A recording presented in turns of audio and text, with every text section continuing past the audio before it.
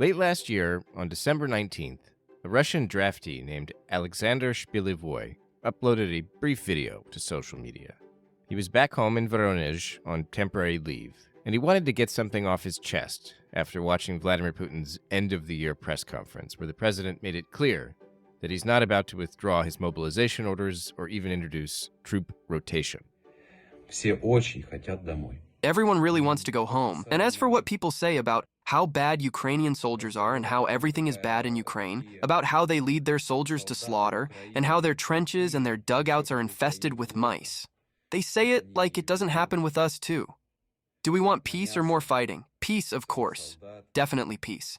I think that's what most of the public wants, both the mobilized and the non-mobilized. But the mobilized want it like 100 times more than ordinary civilians. And our president doesn't want to give it to our mobilized soldiers. It's all very unfair. Military operations need to end. They need to be done. The only ones happy are bureaucrats who plunder our natural resources, because prices on everything are rising like hell. These guys are lining their pockets while the people get poorer. We need justice. Mobilized men, those of you who can, let's use our voices. Maybe after 1,000 videos, something will change. The more we're silent, the more they think we like everything and everything is fine. Тем больше они думают, что нам все нравится и все хорошо. After receiving threats, Shpilevoy released a second video soon thereafter where he clarified that he isn't anti-war, anti-Russia, anti-military, or even anti-Putin. I said only that there are problems, he explained. A source who knows Shpilevoy told the news outlet iStories that the draftee had grown exhausted with combat since arriving at the front in January 2023, almost a year earlier, and he gradually realized that Moscow has no foreseeable plans to rotate soldiers away from the front lines. Shpilevoy returned to the war zone in Ukraine in late December, a few weeks after the videos, at which point his relatives lost contact with him.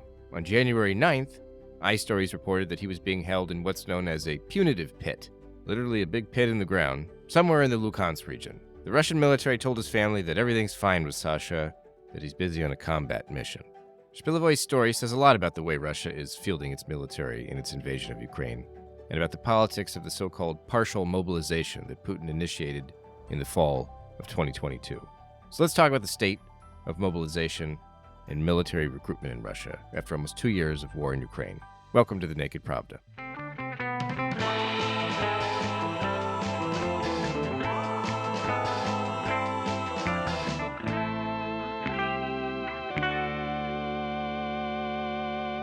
Howdy, folks. I'm your host, Kevin Rothrock, and welcome back to another miserable year of Russia's invasion of Ukraine, of the Putin regime, of this podcast.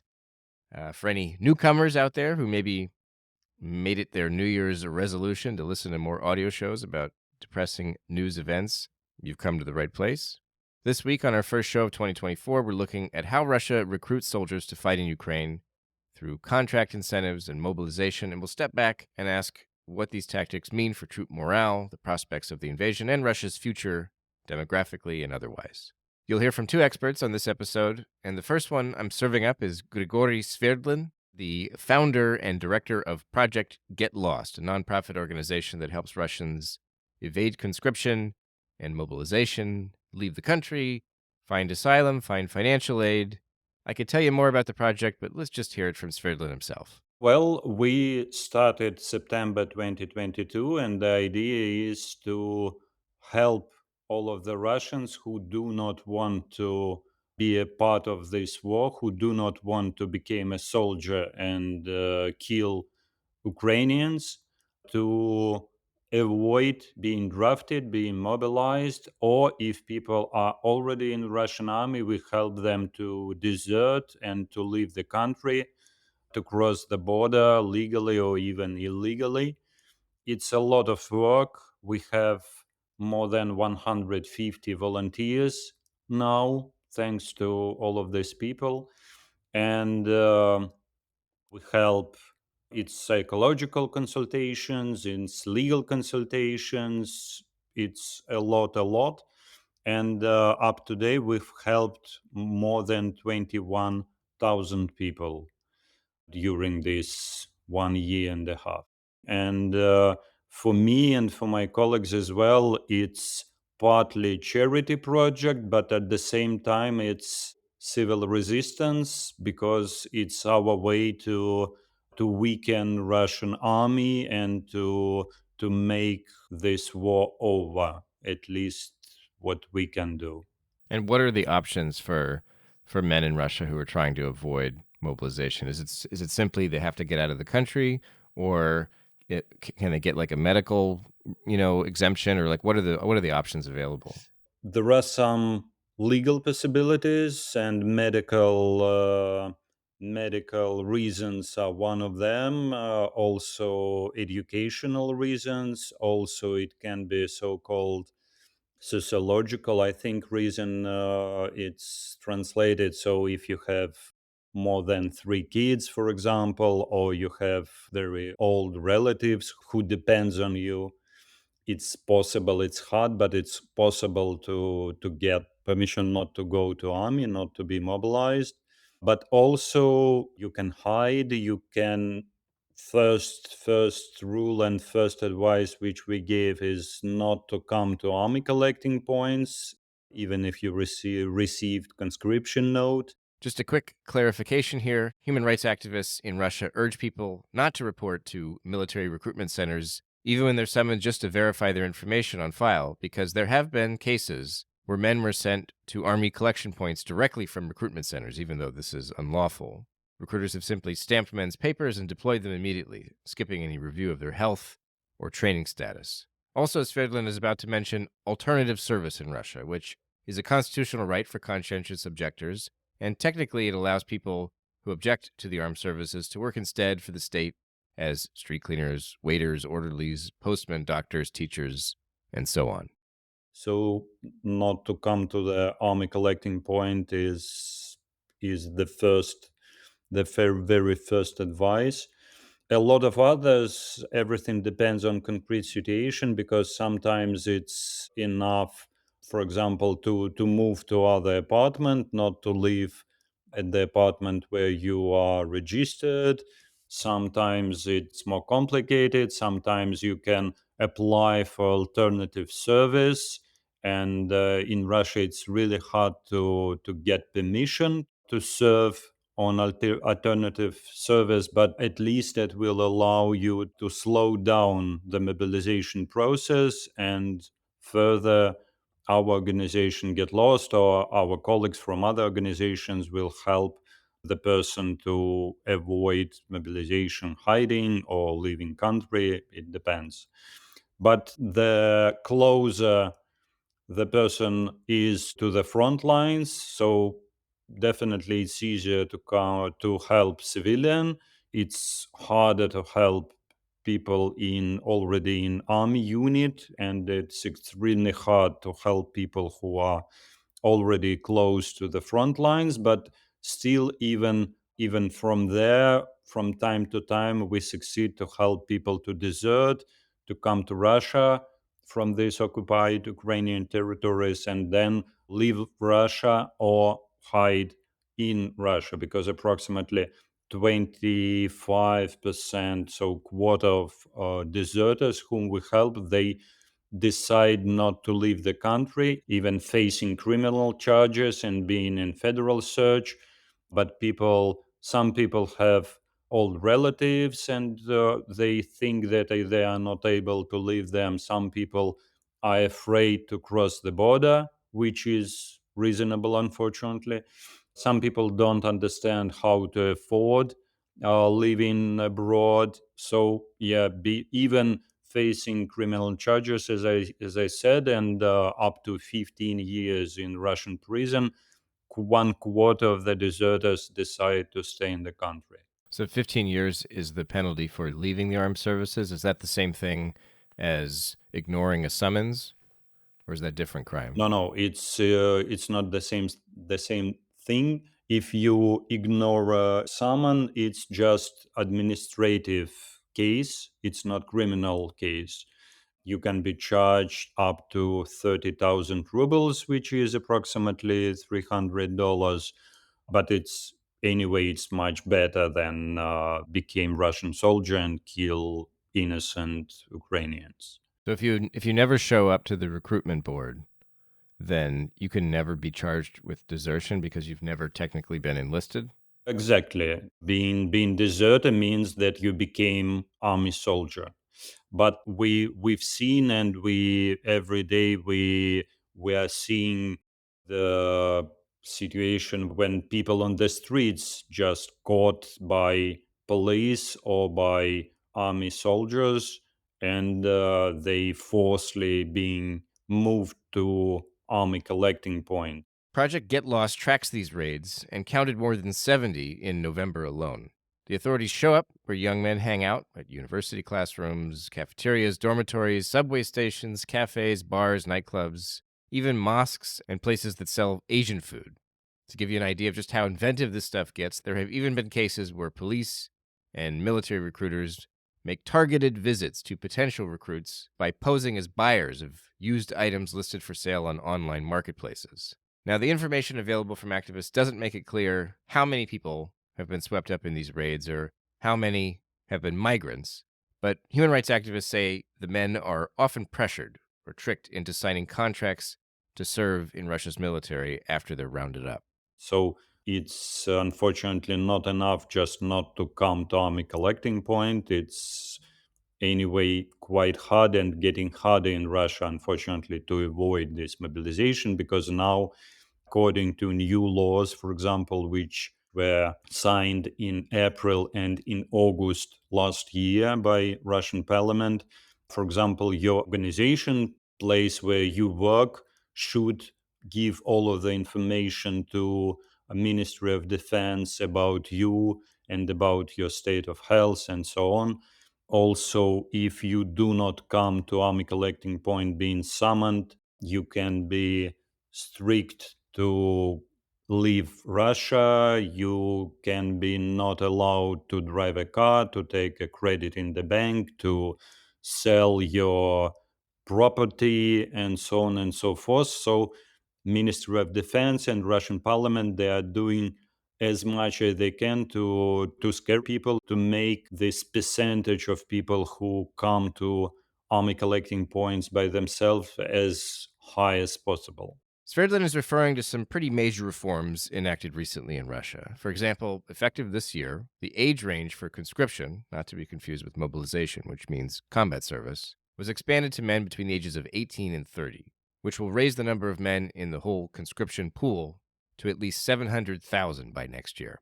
The reforms also redefine what it means to receive a military summons. Before, the message had to reach individuals physically by paper, but sending it electronically is now enough, putting men at far greater risk of being held responsible for ignoring the summons. Also, after 20 days of delinquency, men lose the right to drive a car, get a loan, buy or sell property, and so on. It's all meant to add disincentives to staying away from the military recruiters. You talk about the mobilization as an ongoing process, and I know that the executive order that put that into effect is still active. Putin hasn't withdrawn it. But I also see a lot of talk about, oh, well, will there be a second wave, which implies that mobilization has stopped. And, that's, and people call it, or it's officially referred to as a partial mobilization, the idea being that they didn't go all the way. Now, in your view, is mobilization ongoing? Are they still, dragging people in against their will into the armed services, or have they paused that? They definitely continue. It's not as active as it was at the end of 2022, but all of the last year we have seen that mobilization continues.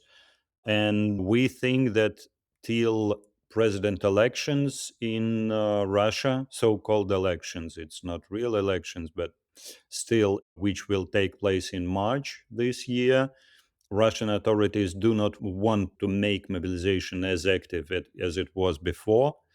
But since March, we think that mobilization, so called second wave of mobilization, can start any moment. But even now, in fact, it's ongoing process, and authorities continue to force people to sign contracts to become professional soldiers. By law, it should be doing just willingly, but a lot of cases when young people or people who just became Russian citizens, they are forced to sign these contracts. Otherwise, they risk to lose their new passports. and so on and so forth. So authorities are doing everything except active mobilization. They pick up all of the people who come to army collecting points. They force these 18 years young boys to sign contracts. They force migrants to sign contracts, and so on and so forth. In September last year, Medusa's newsletter, The Beat, ran a story about a string of police raids over the summer that seemed primarily to target newly naturalized Russian citizens, namely draft age Central Asian men who had allegedly neglected to complete their military registration. If you'd like to read that report, check the description of this podcast episode for a hyperlink.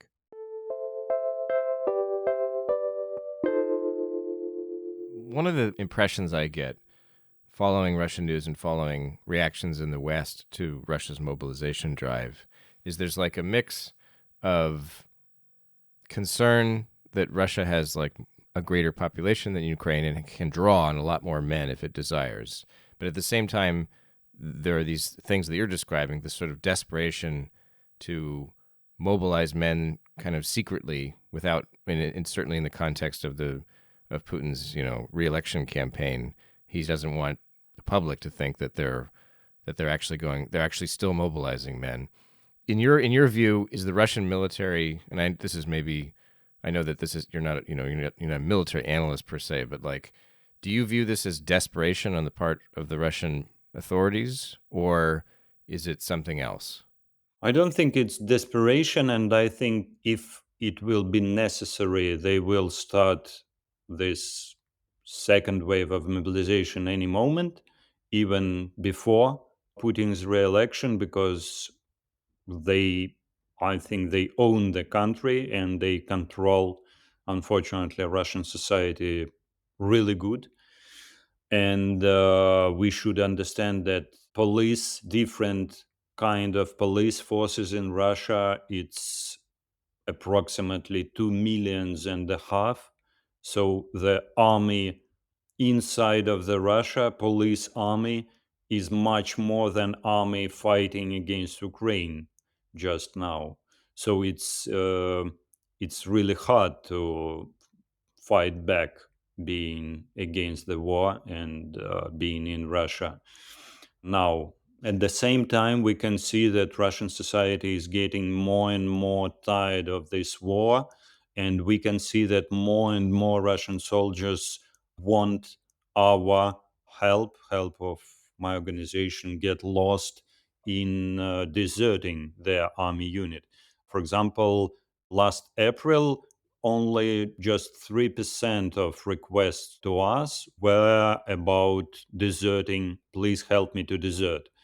But already in October, it was almost 20%, 18% of people who requested for our help were from army units, and they wanted to desert because they see it as only way they can not take part in this war, the only way. Since November last year, we've seen more and more activism from the wives of Russian draftees now fighting in Ukraine.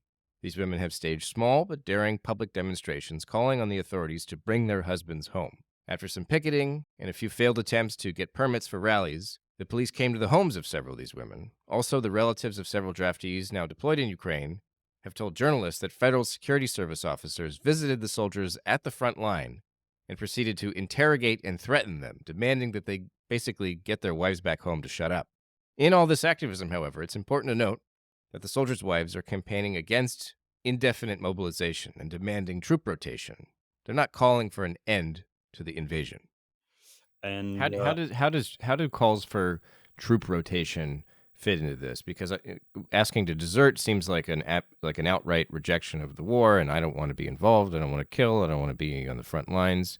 This to me seems like it's not what you're describing. It's not like an outright rejection of mobilization or the war, but it's like do better by the troops, I guess. This is not what Western observers want to hear, obviously, because they want the war over. They don't want Russia to be more efficient. But like, how does that fit into what you're doing? I don't think it's about efficiency. It's also, for me, it's also about tiredness, because yes, some people were mobilized, or maybe they willingly, not willingly, but they received these conscription notes and come to army collecting points because they were afraid, or because all of the other people go, so I should go. I don't understand what else I can do. I don't know my rights, which is quite common, unfortunately, for Russian people. We usually do not know our rights, and our democracy history is quite short, unfortunately. And then these people were waiting for some kind of the rotation. Okay, I will survive somehow, but next September, next October, when it's 1 year of my service, I will be rotated. And when these people understood that there will be no rotation, and Putin and other authorities many times said that there will be no rotation till war is ongoing, so they started to desert because that's the only way. They don't want to be there. And also there are different people and different motivations. Some people, but usually as far as I can see, it's mix of this motivation, as I think it's always happens with us humans. Some people do not want to die there. Some people do not want to kill there, but usually it's both. And yeah, and they contact us, and they desert. And by the way, we have also clients. I don't I don't know what word to use. We call them clients, although obviously our services are for free. And so we have clients, professional officers, so not people who were drafted, but people who have quite, I would say, quite common message when they contact us, that I went to army not to be part of this bloody war. I don't became professional soldier to attack Ukrainian people. They didn't do anything to me, and I was starting to finish my service since the war started. I was trying to finish my service, but it was quite hard. It was taking a lot of time. My commanders were saying to me that okay, in a few months, and then Putin signed beginning of mobilization. It was September 2022, and since the beginning of mobilization, all of the contracts, and as well these contracts with officers, they do not have any deadline. These contracts are timeless, and that means that these people, mobilized people, and these officers, they are in fact slaves of Ministry of Defense. And that was also a moment when these officers started to contact, asking for our help to desert. And many of up to now, it's more than 60 officers whom we've helped to desert, including two majors. Can you like describe the demographic of most of the men that come to you? Like, are they like highly educated people that have like had enough of war, or are they like the poorest of the poor? I mean, you mentioned that you have had these officers apply, but you've also, as I understand it from your website, you've helped more than 21,000 men. And if just a few hundred are officers, most of these are lower ranking soldiers, obviously. But like, where do they come from? What kind of people are they? Yeah, many of these 21,000, they are not in army yet. We've helped them when they were just civilians, and most of them state civilians, which is the best way. It's different people, most of them from big cities, because in big cities people better know about us. Usually people get information about get lost from a friend or friend of a friend. Some people read different Russian media, which is prohibited already in Russia, but using VPN, people continue to read them. So it's Medusa, it's TV Rain, and so on and so forth. But usually, as I said, it's peer to peer. It's, by the way, approximately 30% of people requesting of our help. It's women asking for help for their husbands, of their sons, for their brothers. A lot of fear now in Russian society for all of the men's. It's more than 30 million Russian men who can be mobilized now. So a lot of these people have relatives, so it's approximately the whole country who is in fear that they or their beloved ones will be drafted. And talking about age, it's different age. It's obviously usually more younger people, like 20, 25, 30.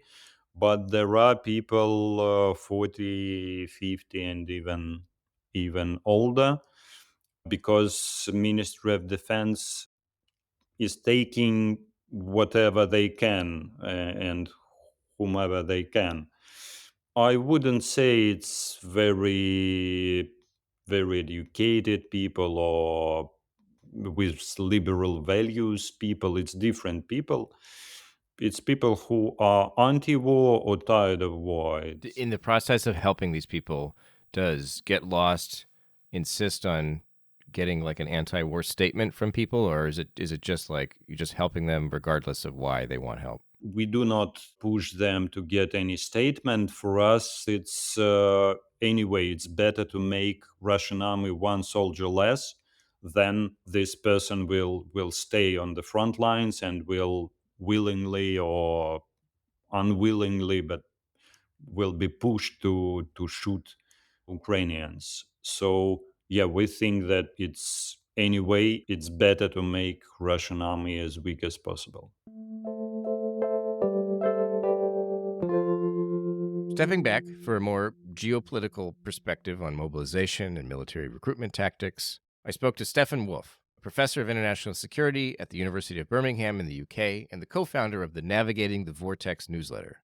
We started off by talking about whether desperation is a fair word to use when describing Russia's methods. For listeners who follow the Ukraine war, I think a lot of the news they see has to do, or it involves Russians sort of rounding up Central Asian migrants and mobilizing, at least in the autumn of 2022, old men. And there's sort of a sense of desperation to the whole enterprise.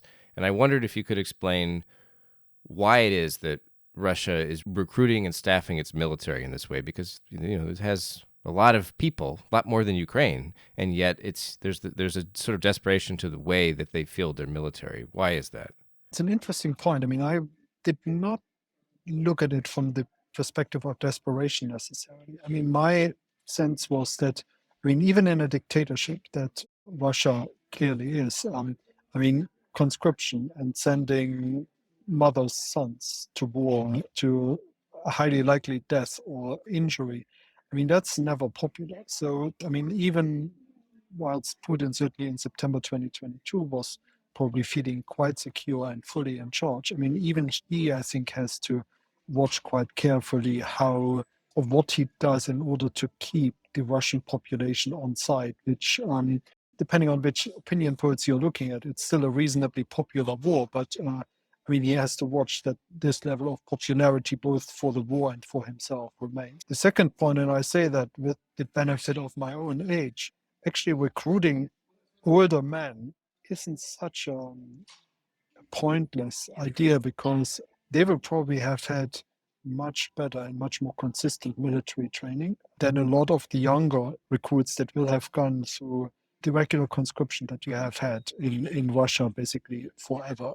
And that was similar to what actually happened in Ukraine. In Ukraine, they also initially recruited primarily people with military experience, actual military experience, rather than people who had done whatever, 6 months stint in the armed forces, which involved like 3 weeks of training or something like that. So I think from that perspective, I think we are now getting more to a stage where desperation is probably a better description of the term, because now it seems as if Putin really has to think more carefully about both the quantity and the quality of people that he's bringing into the military and where they are actually going to come from.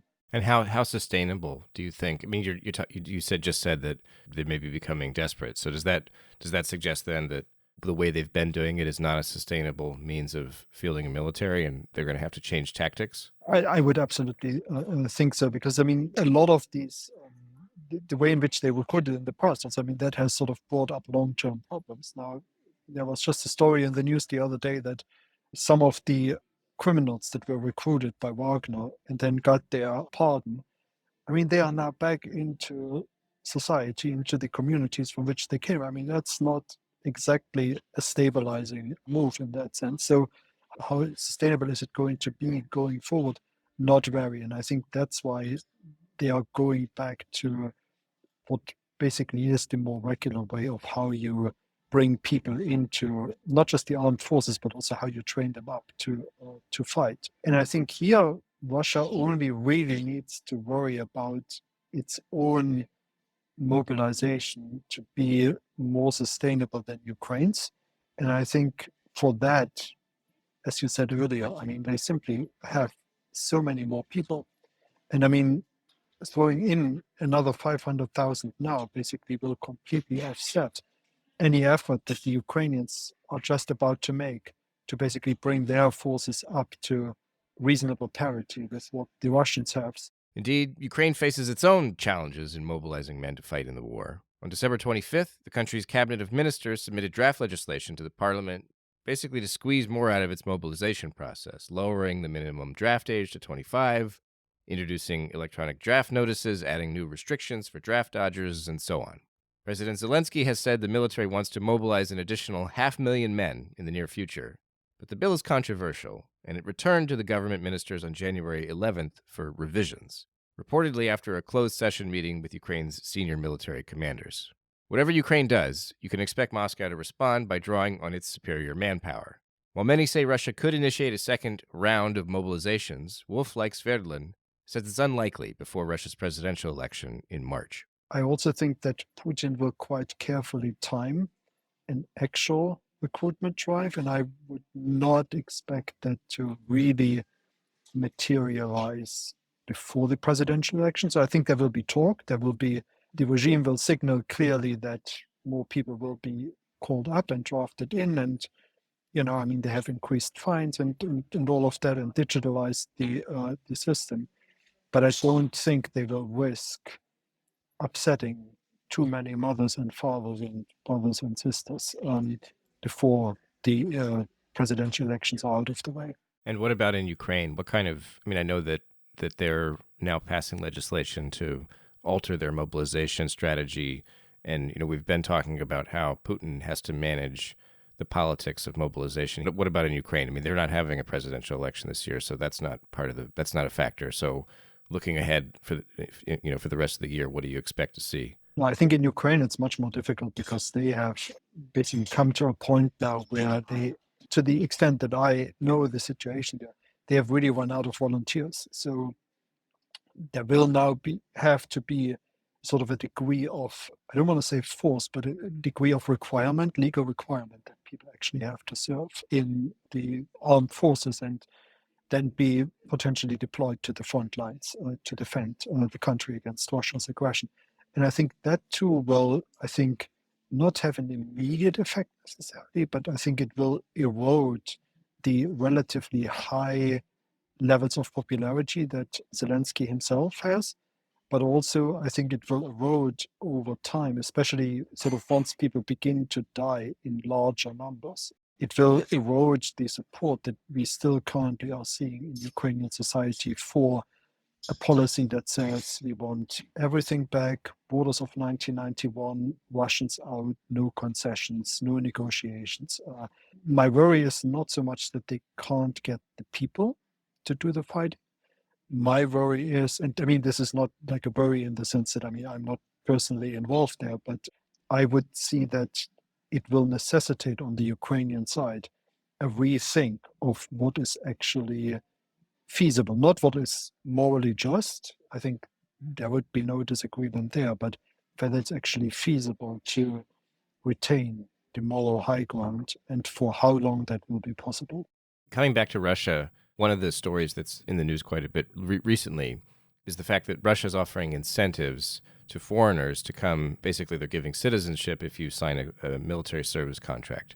And a lot of the responses I've seen to that are, "Oh wow, what a wonderful treat to get Russian citizenship in exchange to go die in Ukraine." It seems like a bad deal, but at the same time, people are taking it, and it has to do with the same reason that migrants come to Russia in the first place, which is another thing that a lot of Westerners struggle to understand.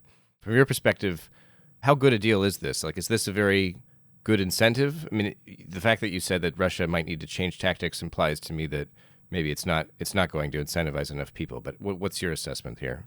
I mean, it's really hard to say because it will really depend on where the market for that will be. My initial assumption would be that this is going to be former Soviet territories where people speak Russian relatively well, where you may have relatively large ethnic Russian populations, where you probably also have a reasonable degree of sort of sympathy with Putin. Now, a lot of the people who will consider an offer like that, I mean, for them, a Russian passport is not going to be the main driving force. I mean, it will be primarily the money that they can potentially make, much like other labor migrants, and how that will enable them to support their families, maybe afterwards, take the money, go home, start a business, whatever it is. So I think there is probably an economic calculation that will make it possible for Russia to recruit from these markets.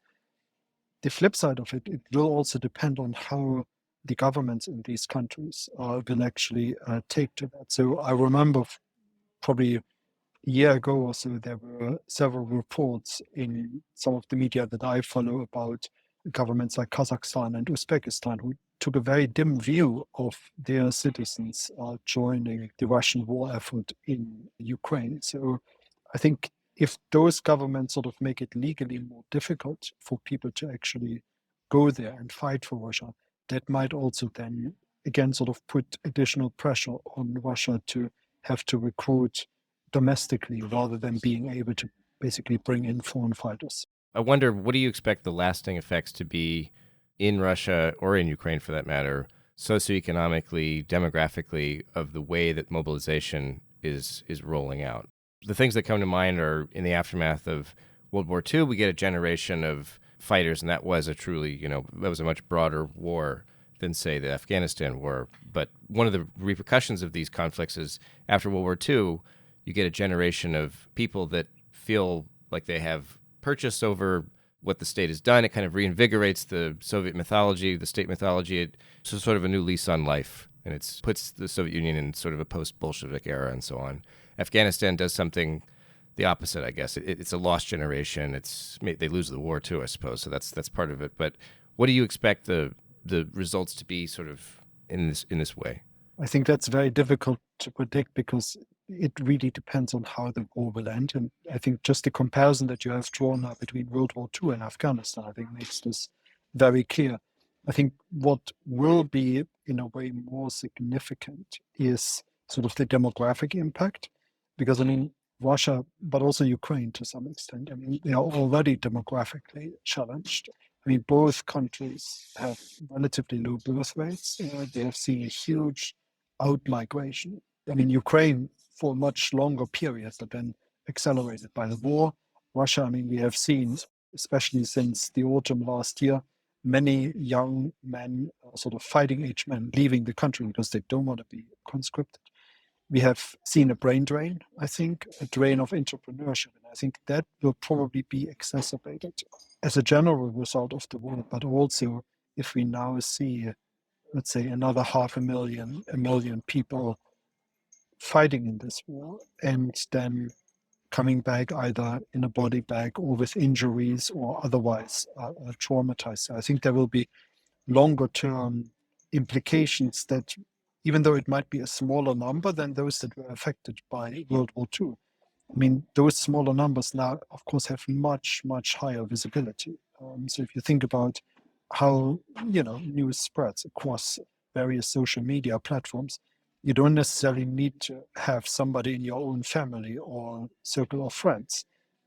You will know what's going on. And I think that will have a lasting impact on society, on both societies, on both sides of the war. And then depending on who loses it or who sees themselves as the loser, depending on whatever negotiated settlement there might be, I mean, that society will be additionally affected quite negatively and for probably another generation.